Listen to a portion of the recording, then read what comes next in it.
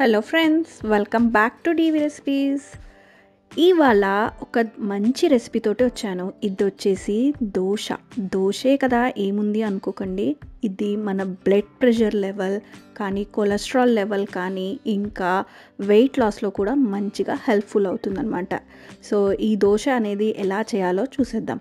So ఇక్కడ నేను oats తీసుకున్నాను. మనందరికీ తెలుసు ఓట్స్లో మంచి ఫైబర్ కంటెంట్ ఉంటుంది అండ్ వెయిట్ లాస్కి కూడా మంచిగా యూజ్ అవుతుందన్నమాట. ఇంకా క్యారెట్స్ తీసుకున్నాను. ఒక 2 క్యారెట్స్ స్మాల్ చాప్ చేసుకొని, ఇంకా కొంచెం జింజర్, ఇంకా పచ్చిమిరపకాయలు అనేది యాడ్ చేసేసుకొని, దాంట్లో ఒక 1 టీ స్పూన్ ఆఫ్ జీలకర్ర అనేది యాడ్ చేయండి. ద మెయిన్ హీరో ఇంగ్రీడియంట్ వచ్చేసి ఇదే అనమాట. ఇది మూంగ్ దాల్. 1 కప్పు సోక్ చేసి పెట్టుకున్నాను నేను ఓవర్ నైట్ బ్రేక్ఫాస్ట్ కోసము. సో ఇది 3 to 4 అవర్స్ నానబెట్టినా సరిపోతుందన్నమాట. నేను చెప్పినవన్నీ కూడా ఈ మూంగ్ దాల్లోనే ఉంటాయన్నమాట. సో చాలా చాలా మంచిది, హెల్ప్ఫుల్.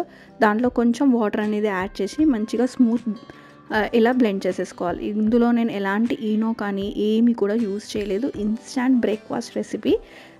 ఆర్ మీరు నైట్ కూడా తినొచ్చు అనమాట. సో దీంట్లో కొంచెం ఒక 1 టీ స్పూన్ ఆఫ్ సాల్ట్ అనేది యాడ్ చేసేసి, ఇది ఎలాంటి ఫర్మెంటేషన్ ప్రాసెస్ లేకుండా కూడా మనం ఈజీగా తినేసేయచ్చు అనమాట. సో ఇప్పుడు ఈ పిండి మనము దోశల్లాగా అన్న వేసుకోవచ్చు, ఊతప్పం లాగా అన్న వేసుకోవచ్చు. సో ఇక్కడ ఒక చిన్న స్మాల్ టిప్ అనమాట. ఒక డ్రాప్ ఆఫ్ ఆయిల్ వేసి పెంచు మీద మనము ఏమంటారు ఆనియన్తో రబ్ చేస్తే కనుక ఎలాంటి సన్నగా దోశలు వేసుకున్నా కూడా ఈజీగా లేచేస్తాయి అన్నమాట. సో ఇలా దోశ అంతా కూడా స్ప్రెడ్ చేసేసుకోండి. నేను చాలా సన్నగా వేస్తున్నాను, మాకు క్రిస్పీ దోశలే ఇష్టము. సో ఇలా కొన్ని పైనుంచి ఆనియన్స్, జీలకర్ర, ఇంకా క్యారెట్, కొత్తిమీర అనేది వేసేసుకోండి మీకు నచ్చినవి. సో ఇక్కడ మీరు పన్నీర్ కూడా గ్రేట్ చేసేసుకోవచ్చు. కానీ వెయిట్ లాస్ వాళ్ళకి పన్నీర్ కంటే ఇవి మామూలుగా తింటేనే మంచిగా ఉంటుందన్నమాట. సో ఇంకా చాలా హెవీ కూడా అవుతుంది. ఇలా రోస్ట్ అయ్యాక లావుగా వేసుకున్న వాళ్ళు 2 సైడ్స్ మంచిగా కాల్చేసుకోవచ్చు.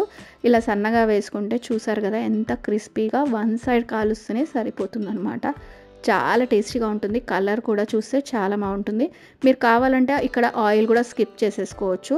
సో ఇక్కడ కొబ్బరి చట్నీతోటి సర్వ్ చేసుకుంటే చాలా బాగుంటుంది. ఇంత మంచి హెల్త్ బెనిఫిట్స్ ఉన్న దోశని మనం వీక్లో ఒక్కసారన్నా తినాల్సిందే. సో మీకు వీడియో కనుక నచ్చినట్టయితే లైక్ చేయండి, షేర్ చేయండి, కామెంట్ రూపంలో మీ థాట్స్ అనేది నాకు చెప్తే నాకు చాలా హ్యాపీగా ఉంటుంది. Bye bye.